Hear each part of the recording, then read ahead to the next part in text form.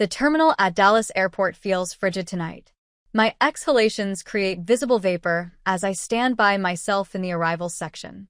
I observe other travelers hurrying into embraces, a mother clutching her university-aged daughter, elderly grandparents hugging their grandchildren, a businessman giving his young son an enthusiastic hand slap. The final boarding announcement for Flight 2187 to Chicago resonates through the terminal, making me wince at my solitary situation. 6 years residing in Copenhagen have mellowed my Texas accent into something more subtle, yet they haven't diminished my expectation of seeing a recognizable face among the crowd. My mobile screen illuminates with the message I dispatched to our family's group conversation 3 hours earlier. Just landed. Terminal C. Below it rests that telling read notification. No indication of anyone typing a reply. The multitude disperses. Reunions fade to recollections. Eventually, it's just myself and my leather weekend satchel, standing beneath harsh fluorescent illumination that renders everything sickly and wan. 30 minutes after arrival, Dallas, my rideshare driver, maintains silence during the $70 journey through avenues that should evoke familiarity.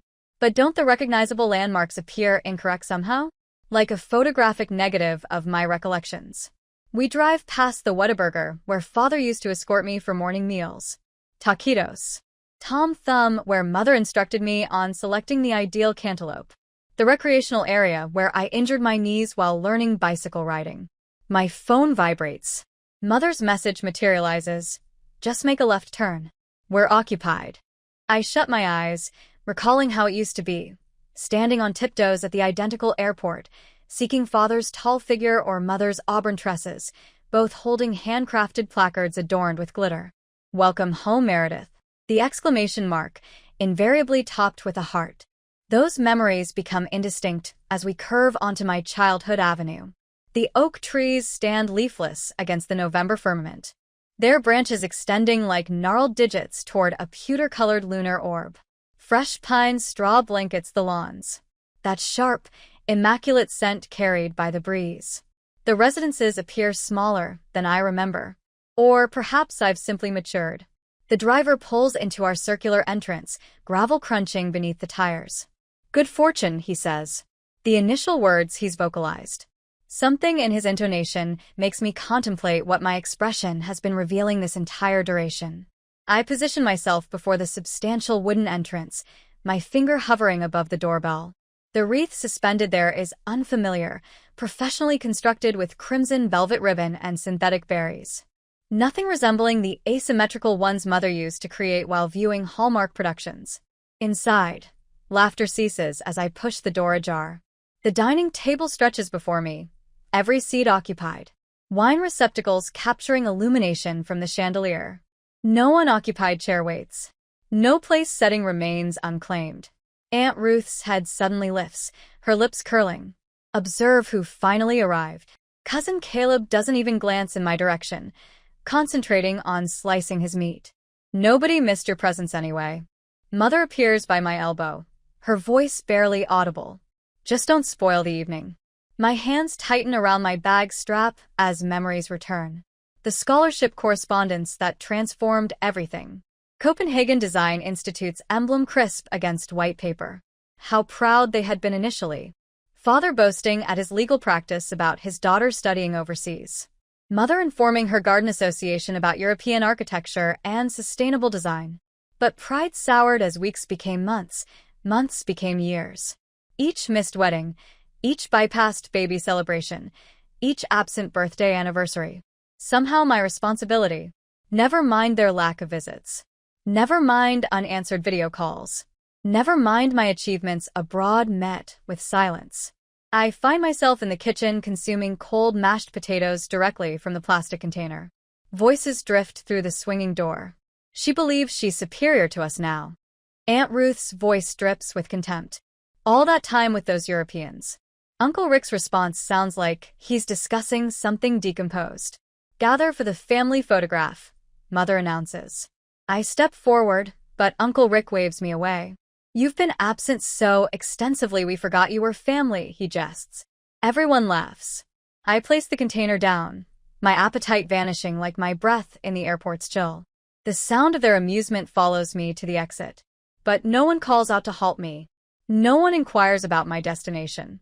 The wreath swings as I pull the door closed behind me, its flawless red bow mocking everything a homecoming should be. Outside, the moon hangs lower now, casting elongated shadows across the driveway. My breath fogs before me again. But this time I welcome the coldness. It matches everything within. The following morning, the garage door noisily opens at 5 a.m., revealing cardboard cartons stacked like forgotten grave markers. I couldn't sleep the entire night, so I ventured out to simply look around. A flashlight beam catches the permanent marker labels. Meredith's books. Meredith's awards. Meredith's memories. Each crossed out with thick black lines. Dust coats everything except fresh boot impressions leading to where Aunt Ruth stored her crafting supplies.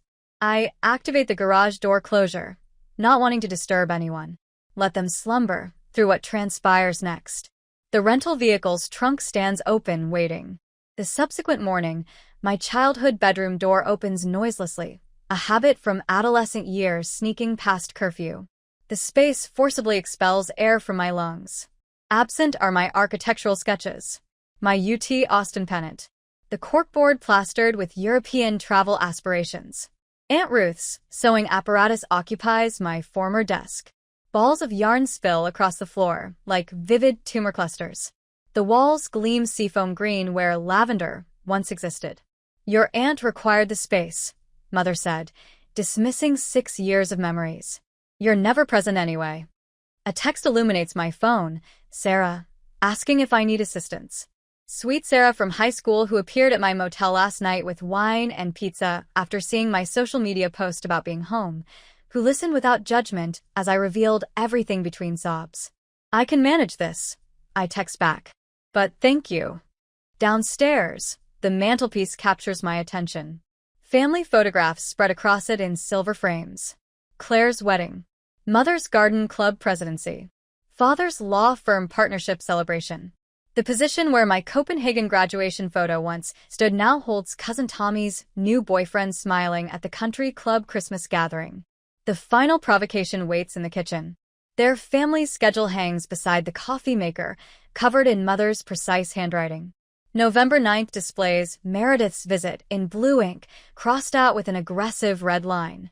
Below it, Craft Fair with Ruth claims the space.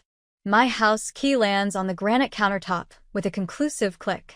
The sound reverberates through the vacant kitchen where I once prepared Christmas cookies and birthday confections, where Father taught me fractions using measuring vessels, where Mother braided my hair before school. Those memories blur like aged photographs left in sunlight too extensively. The group chat explodes as I depart from the driveway. First comes Mother. Don't make this about yourself. Then Uncle Lane. Who will handle the tax documentation? You know I can't manage this computer business. Cousin Caleb. The HOA requires those forms signed by Friday. Aunt Ruth. So melodramatic. Just like when you escaped to Europe. My thumb hovers above the response box. 6 years of administering their digital existence from across an ocean. Tax records, password resets, HOA complaints, online bill payments all flowing through my laptop in Copenhagen. They never recognized the hours I dedicated, the sleep I sacrificed maintaining their financial affairs in order. Never expressed gratitude. Just expected it like they expected me to diminish myself to fit the space they permitted. A new message from Sarah appears. Are you alright? Coffee at Pearl's. When you're prepared. My Copenhagen team checks in next. Missing our morning design review. Hope home is treating you favorably. Mrs. Henderson from neighboring residence sends a heart emoji. I observed you departing, dear. They don't merit you. The motel room key card feels warm in my palm. Room 237 at the Arlington Suites may not constitute home, but at least it's honest about being provisional. No false promises of welcome.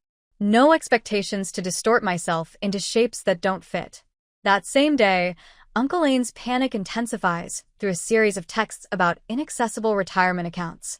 The family's digital infrastructure, carefully constructed and maintained from 4,000 miles away, begins to crumble without my constant attention. Years of managing their online lives taught me one principle: they only valued what they lost. My single response silences the group chat. I won't assist without an apology. The phone vibrates with private messages. Aunt Ruth attempts guilt. After all we've accomplished for you.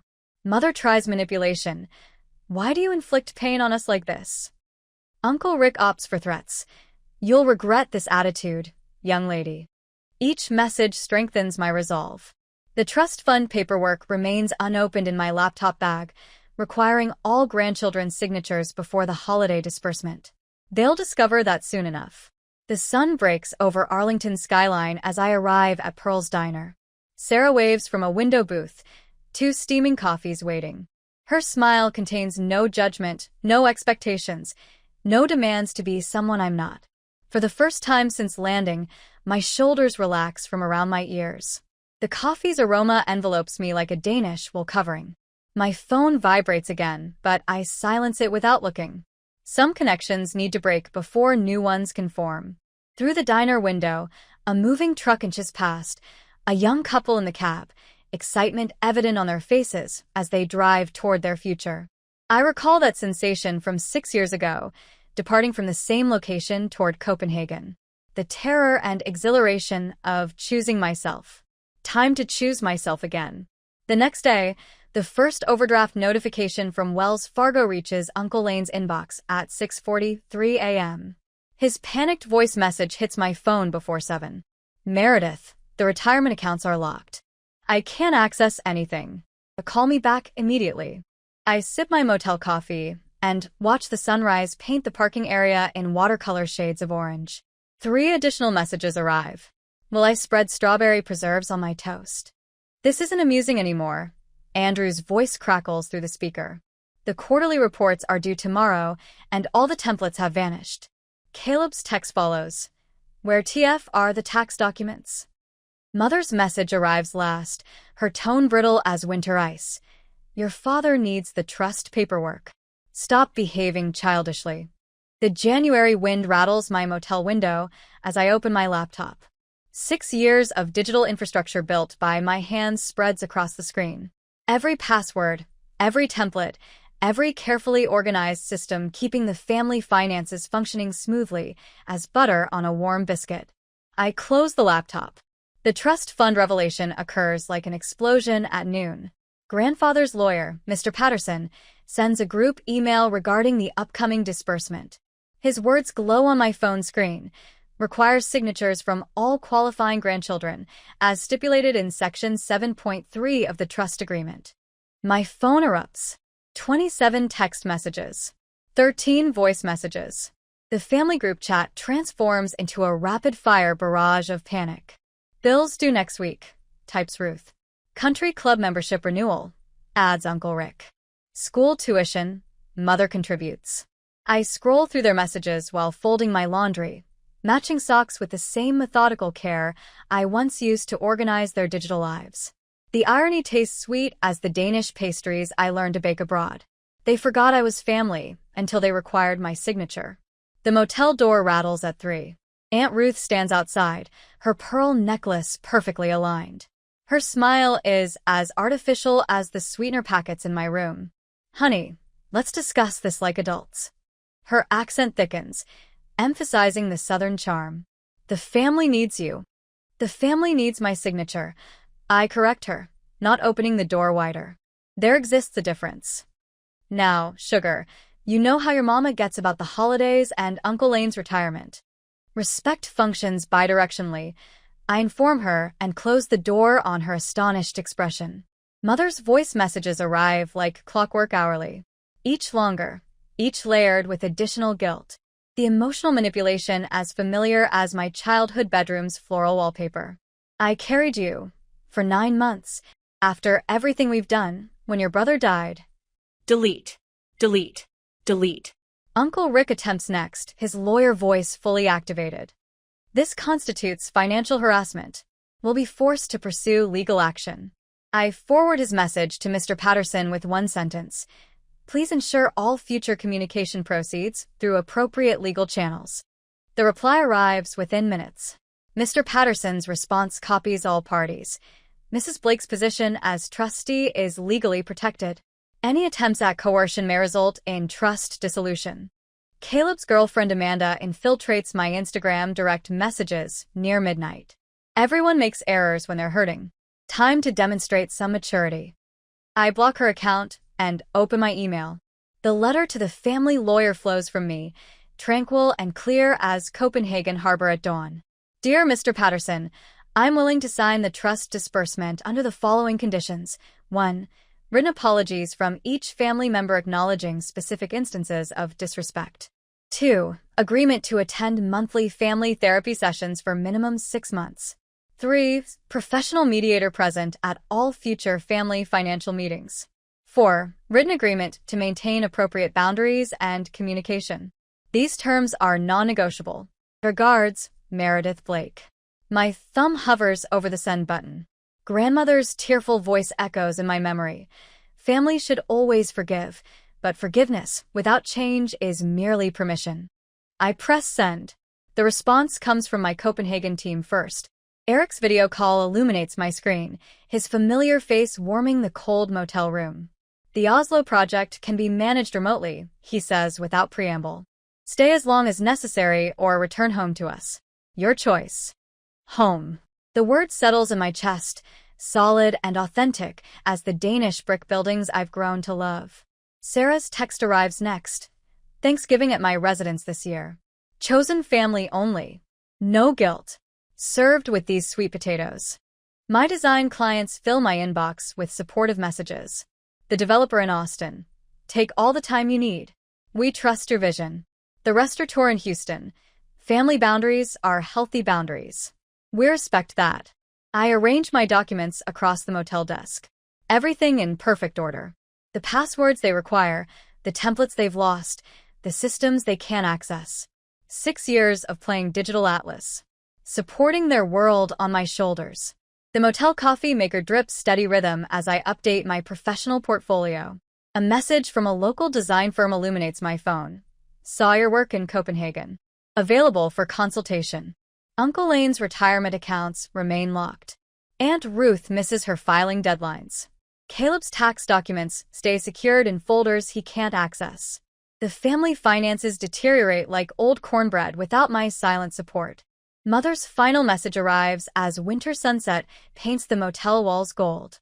What do you desire from us? The answer emerges, clean and clear as morning light on Copenhagen canals. The same thing I've always wanted. I type. Basic respect. I press send and approach the window. The Texas winter wind still carries hints of home. But it doesn't hurt like previously. In the distance, bare oak trees stand robust against the darkening sky. Their branches reaching upward, not outward. My phone vibrates. The family lawyer's response appears. Terms received. I'll convey to all parties. Well done, Miss Blake. I don't reply. Some silences communicate more effectively than words. A final text illuminates my screen. Sarah prepared the guest room. Doors open whenever you're ready. Outside my window, a cardinal lands on the bare branch of a parking lot tree. His red feathers bright as revolution against the winter gray. He doesn't look backward as he takes flight. And neither do I. By the way, if you're enjoying this story, don't forget to subscribe to the channel so you never miss an update. Alright, let's get back to the story. The following week, the law firm's granite conference table extends before me like a judge's bench. Mother fidgets. The attorney leans forward. Another stack of papers across its polished surface. His Mont Blanc pen extended like a peace offering. Just sign here, Miss Blake. We can resolve this today. I lift the first page, noting the header. Petition for emergency access override. The familiar Blake family crest watermark catches the morning light. Father had it designed when his firm reached 7 figures. Back when appearances meant more than authenticity. This represents the 3rd revision. My voice carries the calm certainty I learned in Copenhagen boardrooms. The answer remains negative. His television commercial smile fractures. Your family merely wants what's fair. Access to their own accounts. Their accounts, I tap the paper, that I established, that I organized, that I managed for 6 years while residing across an ocean. A notification illuminates my phone. Uncle Lane's retirement portfolio has decreased another 12%. The message from his broker inquires about accessing the backup documentation. I archive documentation that would require weeks to recreate without my digital filing system. Your cousin Caleb faces significant IRS penalties. The lawyer leans forward, his Texas accent thickening. Surely you don't want that burdening your conscience.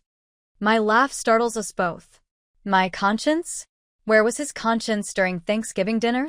The leather of my chair creaks as I stand. Mother's silk scarf lies abandoned on the table, dropped during her tearful exit an hour ago. The Hermes pattern swirls with horses she'll never ride. A status symbol rather than a memory. Inform my family that respect isn't negotiable. Neither are my terms. The January sun creates long shadows across the parking lot as I exit the firm's glass tower. Another notification. Aunt Ruth's latest social media post about her ungrateful niece destroying family unity. The comments beneath spark an unexpected warmth. Boundaries are healthy, Ruth. Perhaps ask why she needed them. Proud of you, Meredith. Confronting family is the most challenging thing. Remember when you excluded her from the Christmas photograph? Karma exists. My former Sunday school teacher, 3 neighbors, and Mother's Bridge Club friends have all contributed. The carefully cultivated image of Blake family perfection dissolves with each supportive comment. A text from Uncle Lane confirms the dominoes are falling. Had to cancel the Aspen house. Your aunt isn't speaking to me. I envision their usual February ski trip, Aunt Ruth posting countless photos of perfect powder and après ski parties. Another crack in the social facade they've maintained since Patrick's death, since they decided appearances mattered more than healing. The trust administrator's email arrives as I reach my hotel. Miss Blake, I've examined the documents. You are entirely within your rights. All distributions require unanimous consent from beneficiaries. This includes yourself. My fingers hover over the keyboard, remembering the day grandfather explained his decision. Money without morals corrupts, Meredith. Observe how they handle it. His eyes, sharp despite the cancer, had met mine. You'll know what action to take when the time arrives. I close the laptop, the administrator's confirmation unanswered. They'll discover it soon enough. Just like they'll learn about Aunt Ruth's business loan requirements, the missing quarterly reports I used to complete, Uncle Lane's locked retirement accounts, and Mother's inaccessible party planning spreadsheets. The motel room's desk faces west, capturing the sunset that reminds me of Copenhagen's winter illumination. I open my design firm's latest project files, a sustainable housing development that would have made grandfather proud. Real legacy, not trust fund dependence. My phone vibrates again. Mother's number. The country club board meeting occurs tonight. Her voice wavers. I can't access the donor spreadsheets, the ones you created and maintained that track every donation for the past 6 years. Don't be difficult, Meredith. This is my position at stake. Like my place at the table was at stake at Thanksgiving. Silence extends between us, heavy with unspoken truths. Through the phone, I hear the familiar click of her pearls against teeth when anxiety overcomes social conditioning. I didn't stop them. The words tumble out. When they excluded you, when they relocated your belongings, when they pretended. No, Mother, you didn't. But the holiday gala planning commences next week. The committees need new leadership. I maintain a gentle voice. Perhaps it's time for change. After disconnecting, I watch the sun descend. Another notification illuminates my phone. The family group chat exploding with accusations. Uncle Lane blames Aunt Ruth's social media crusade. Cousin Caleb threatens legal action. Mother's silence speaks volumes. I text Eric in Copenhagen, where morning light already brightens his studio. They're turning against each other. His response arrives immediately. Good. Let truth accomplish its work. My laptop screen glows with a new email draft. Subject line. Terms of reconciliation.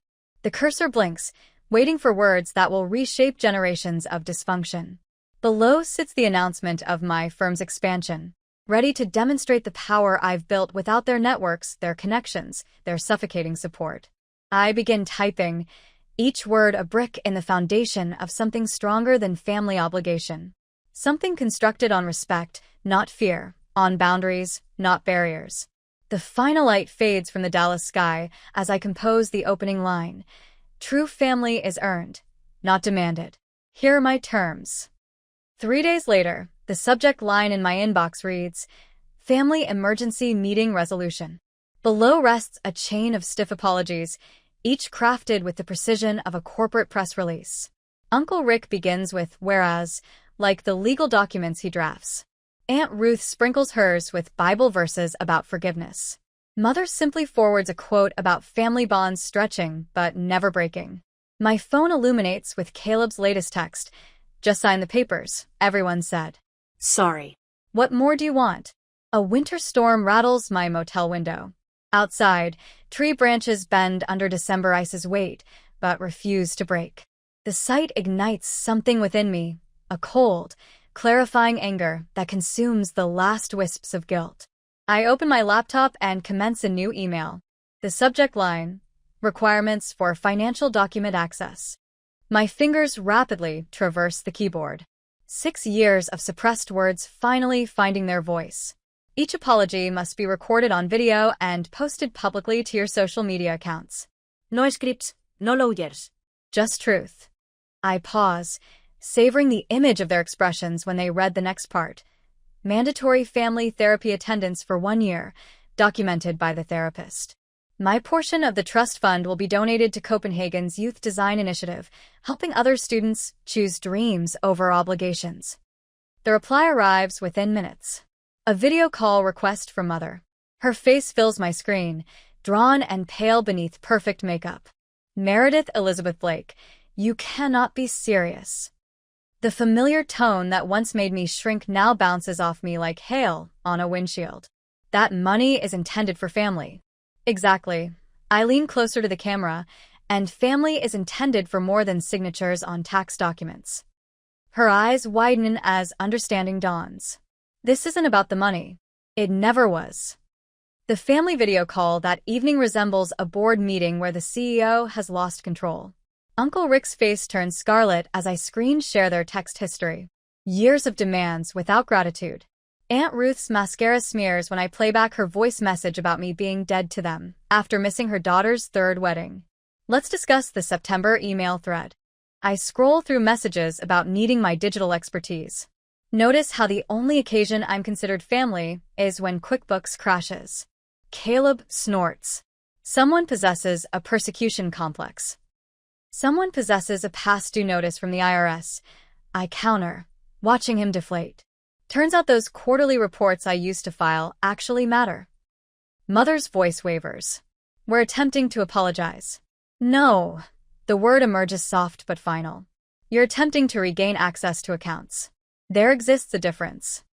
The screen fills with overlapping voices, each desperate to drown truth with volume. I observe them spiral into blame. Ruth accusing Rick of mortgaging family property. Caleb revealing Mother's secret credit cards. Years of financial codependency unraveling in real time. My phone vibrates with private messages. I'll double your fee, Uncle Rick. Think about your poor grandmother, Aunt Ruth. You were always the selfish one, Caleb. I forward each message to the family group chat. The video call erupts again, faces reddening as their tactics turn against each other instead of me. That trust fund could establish you for life. Mother tries one final time. I own a successful design firm in Copenhagen.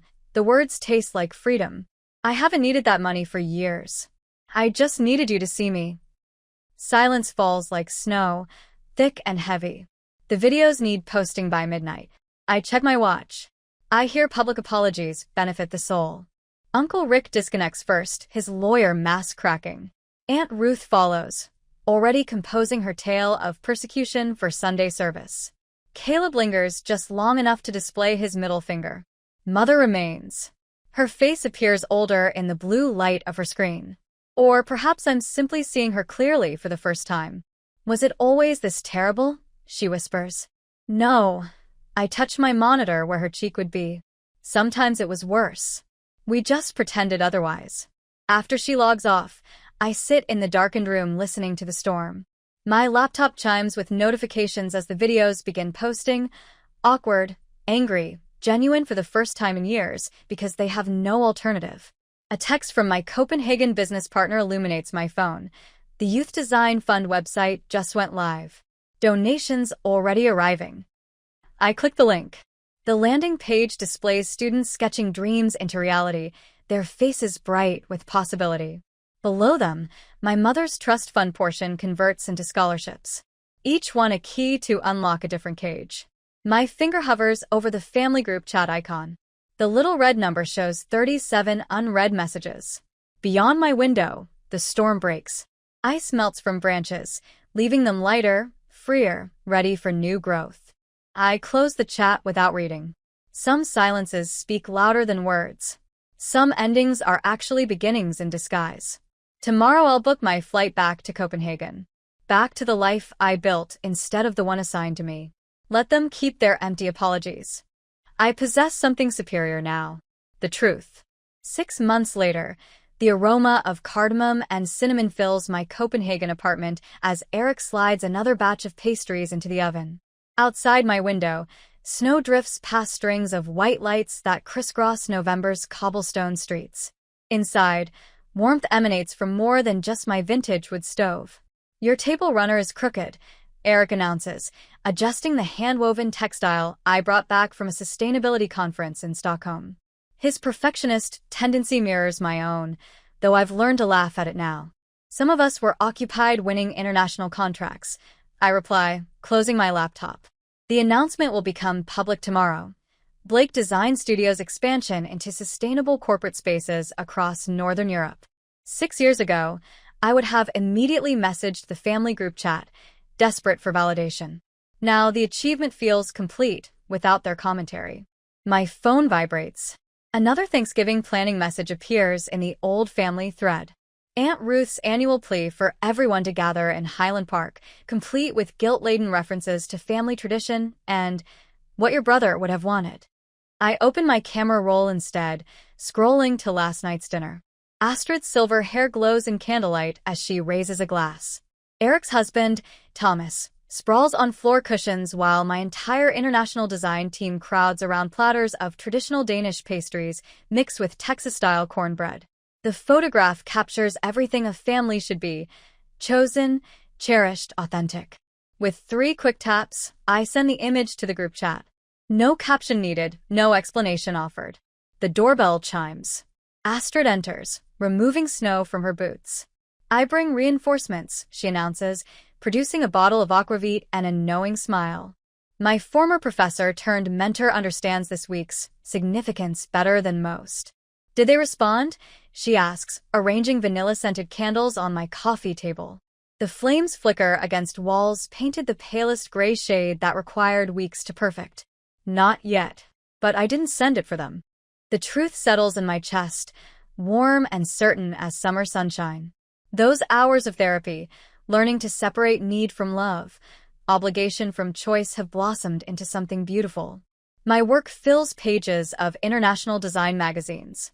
My home welcomes friends from every global corner. My heart no longer flinches at silence from Texas. Eric raises his glass. To boundaries, to growth. Astrid adds, to finding home.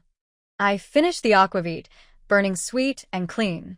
My phone illuminates again. Mother's name appears, but not in the group chat. A private message. I understand now, the photographs of your life there. You've built something real, something genuine. I let the words remain, neither dismissing nor embracing them. Time has taught me that understanding develops slowly, like the herbs growing in my kitchen window. Some family members have begun to shift. Others remain rooted in old patterns. I've learned to accept both without letting either define me.